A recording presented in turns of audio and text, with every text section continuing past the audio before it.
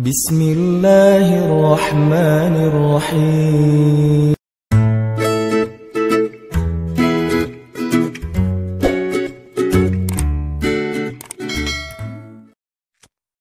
Apa yang hari ini kita anggap sesuatu yang kayak kekalahan, satu musibah, satu kesulitan, suatu hari nanti ketika kita paham, kita akan mengatakan itu nikmat. Dengan satu syarat, gimana pun kondisi yang kita alamin sekarang, jangan keluar dari jalur yang Allah ridhoi. Itu aja syaratnya. Makanya kan saya bikin tagline banyak main, banyak manfaat. Saya nggak berani bilang nggak punya dosa, karena itu namanya mentazkiyah diri sendiri. La tuzakku anfusakum. Janganlah kalian menganggap diri kalian suci. Tapi maksudnya sedikit dosa ini tinggalkan dosa. Kenapa? Karena kalau kita udah ngelanggar, gimana pun kita sekarang lagi dapat nikmat banyak, terus kita melakukan dosa yang Allah nggak suka, nikmat itu bisa berubah musibah. Sebaliknya, ada musibah, kita masih on the track, musibah itu bisa berubah menjadi nikmat. Syarat yang Allah minta dari kita cuma satu itu, jangan melanggar, jangan bikin dosa, jangan ngecewain Allah Subhanahu wa Ta'ala. Itu doang. Udah gitu bertahan aja, Allah kasih kejutan-kejutan yang sangat banyak dalam hidup kita. Saya punya teman orang Padang. Dia ikut tes akademi kepolisian. Dari sekian banyak yang ikut tes, 50 orang yang keterima, dia salah satunya. Terus karantina 50 orang ini. Tes ujian yang kedua, dari 50 orang ini cuman dia sendiri yang gagal. 49 orang tuh lulus tes kedua. Akhirnya dia pulang ke kampungnya dalam keadaan malu. Karena udah malu banget, dia hijrah ke Jakarta. Awalnya ke Bandung, terus ke Jakarta. Di Jakarta, alhamdulillah setelah sekitar 8 tahun, dia bisa survive, bahkan sukses. Sekarang dia punya beberapa outlet di Tanah Abang, punya pabrik di Bogor, dan punya omset sebulan itu nggak kurang dari 1 M. Dengan keuntungan kurang lebih 40%. Jadi 400 juta lah profit bersihnya sebulan. Kalau lagi lebaran atau Ramadan, itu bisa 3 kali lipat. Nah pas sudah sukses, dia haji. Ternyata di kampung itu, dialah orang pertama yang haji. Di kampung dia tuh. Dan di kampung itu dikenal dia sebagai anak yang paling nakal, yang kayaknya nggak ada harapan jadi orang baik. Ternyata yang pertama haji. Udah gitu dia pulang, sesekali dia pernah pulang, ketemu sama temennya yang 49 orang itu. Salah satunya udah jadi salah satu pejabat di kepolisian. Dia ngobrol-ngobrol, ditanya, mana yang 48 lagi? Dia bilang, kamu nggak tahu kabar mereka? Kabar apa? Tahun 2004 mereka ditugaskan di Brimob Aceh, di Banda Aceh. Asrama Brimob Banda Aceh itu dekat dengan laut. Terjadi musibah tsunami, satu asrama Brimob itu habis semua, dan 48 mereka itu meninggal dalam musibah tsunami. Baru dia sadar, Masya Allah, Allah punya rencana. Semuanya di dalam aturan Allah Subhanahu wa Ta'ala. Sehingga dia akhirnya mensyukuri kegagalan dia dulu di tes kepolisian. Walaupun yang lulus juga baik, yang gagal juga baik. Jadi ini bukan soal buruknya, tapi soal antara satu kebaikan dengan kebaikan yang lain. Yang lulus baik, yang ternyata nggak lulus juga, Allah simpan kebaikan dengan cara yang lain. Bahkan mungkin bagi dia sekarang, kalau disuruh pilih, dia lebih milih nggak lulus. Kalau dia sekarang udah paham. Dulu dia memilih lulus, dia stres, dia kayak putus asa gitu. Pas ketahuan cuma dia sendiri yang nggak lulus. Tapi setelah dia paham maksud Allah, pasti kalau sekarang disuruh pilih, mending dulu kamu lulus apa enggak? Enggak deh, mending kayak gini aja, pasti kayak gitu. Jadi kita butuh waktu untuk mengerti teman-teman tentang maunya Allah itu apa. Sama kayak sekarang, kita butuh waktu untuk mengerti kenapa di usia segini masih sendiri. Butuh waktu untuk mengerti. Mungkin Allah emang lagi mempersiapkan calon imam kita yang ideal banget. Nah untuk mendapatkan seseorang yang ideal itu kan butuh waktu. Kalau yang apa adanya kan, yang apa diobral gitu kan gampang. Tapi ini karena terlalu istimewa, kayak permata, mutiara, itu benar-benar dibentuk saking istimewanya, butuh waktu yang lama. Sama kayak kita beli kendaraan. Kalau yang warnanya pasaran kan langsung ready stock ya. Tapi kalau yang warnanya paling unik sendiri kan inden kan. Sampai mau beli satu kendaraan aja indennya bisa 2 bulan. Kenapa? Warna ini jarang Pak, istimewa, sehingga harus inden. Kalau yang ready stock banyak tuh warna standar aja. Begitu juga dengan jodoh. Ada jodoh ready stock, ada jodoh inden. Nah yang inden ini biasanya istimewa. Itu salah satu hikmahnya. Siapa tahu memang dia inden karena lagi mengkhatamkan Al-Quran. Dia berazam, ya Allah saya gak pengen nikah dulu sebelum khatam juz 30. Gak harus 30 juz kan? Sebelum khatam juz 30. Berapa lama? 15 tahun. Nah, mungkin dia pengen hafal juz 30 juz, mungkin dia pengen hafal 100 hadis, mungkin dia pengen mapan dulu supaya bisa benar-benar membahagiakan dan menafkahi keluarga besar, bukan cuma istrinya tapi juga mertua dan segala macam.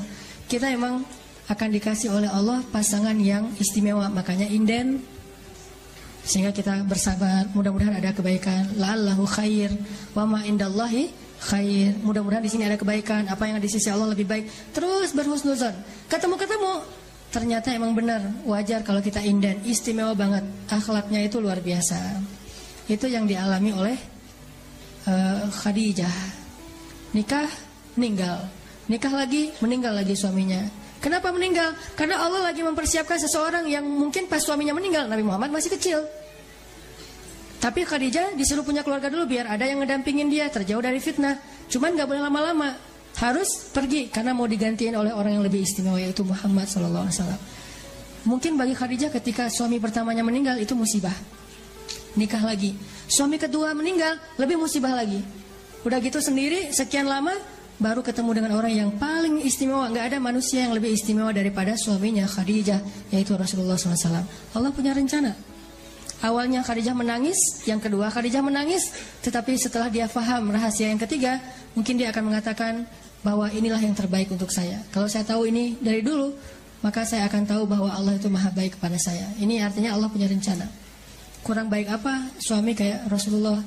Nih, mungkin kita yang berada di sebelah kanan ini lagi disiapin sama Allah untuk belajar akhlak dari Rasul, supaya nanti kalau ketemu yang di sebelah satu lagi, insya Allah kita benar-benar bisa membahagiakan dia seperti Rasul membahagiakan Khadijah atau Aisyah. By the way teman-teman, Rasulullah itu orangnya easy going loh.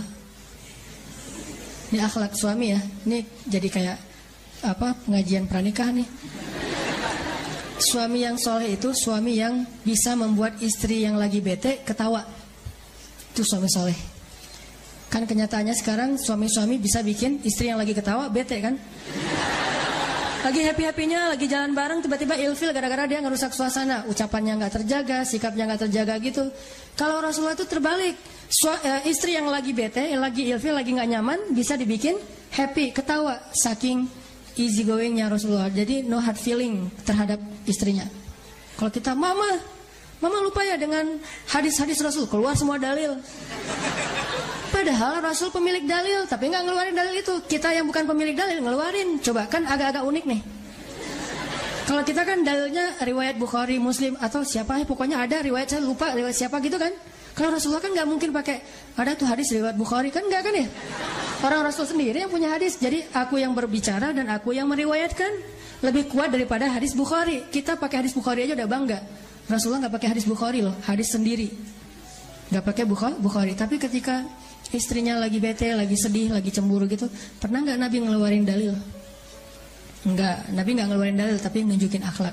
Dalil itu disampaikan oleh Nabi ketika suasananya normal, lagi nyaman. Nabi mengajarkan istri yang soleh itu kayak gini, kayak gini. Tapi kalau lagi pada ada masalah, Nabi nggak pakai dalil, akhlak yang ditunjukin. Itulah sunnah Nabi SAW. Kita pas lagi ada masalah dikit sama teman, langsung browsing. Istri yang soleha, search, keluar hadis-hadisnya.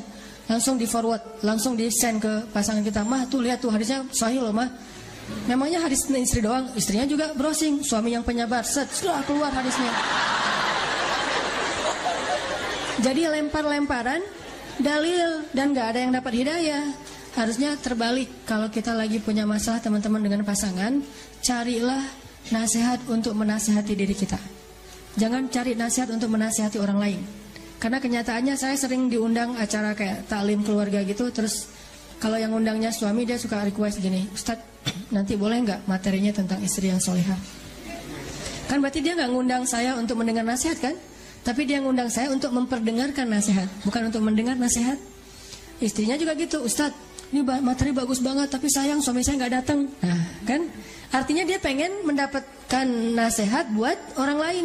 Padahal harusnya, alhamdulillah saya dengar ini, gak apa-apa suami saya nggak dengar. Yang penting saya memperbaiki diri saya dulu. Insya Allah nanti Allah akan memperbaiki pasangan.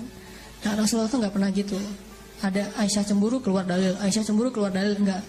Rasulullah justru mencontohkan teladan easy going. Sering dengarkan cerita Aisyah ngambek, udah kalau kayak gini terus saya laporin nih ke ayah saya. Dia mau ngelaporin Rasul ke ayahnya Abu Bakar. Dia lupa ayahnya itu murid Rasul. Jadi kayak mau melaporkan gurunya, melaporkan kiainya kepada ayahnya. Padahal ayahnya adalah murid kiai tersebut. Saya laporin nih ke ayah saya, kata Rasulullah, aku antar ya, coba. Mau dilaporin diantar. Boleh, ya udah dianterin. Cet, nyalain kendaraan garasi. Dan by the way teman-teman, garasi Rasulullah itu asetnya kurang lebih 10 miliar ya. Nabi itu punya kendaraan untuk touring, punya kendaraan off-road, punya kendaraan yang untuk di dalam kota, city car gitu. Kalau touring, Nabi pakai kendaraan namanya onta. Dan tahu harga onta Nabi berapa? Paling murah 5 miliar. Jadi satu onta Qaswa Nabi itu bisa beli 3 Alphard. Namanya sih onta, tapi lebih mahal daripada Alphard. Terus kendaraan off-roadnya Nabi, kuda perang Nabi. Kudanya Pak Prabowo aja harganya 3 miliar ya. Apalagi kuda perang Nabi, lebih dari 3 miliar. Nah, city car Nabi namanya keledai. Itu untuk jalan dekat-dekat aja ke warung misalnya itu sih.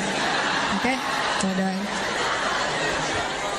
Dan tiga-tiganya terparkir tuh di garasi Nabi. Jadi Nabi itu bukan orang miskin, tapi orang yang sederhana.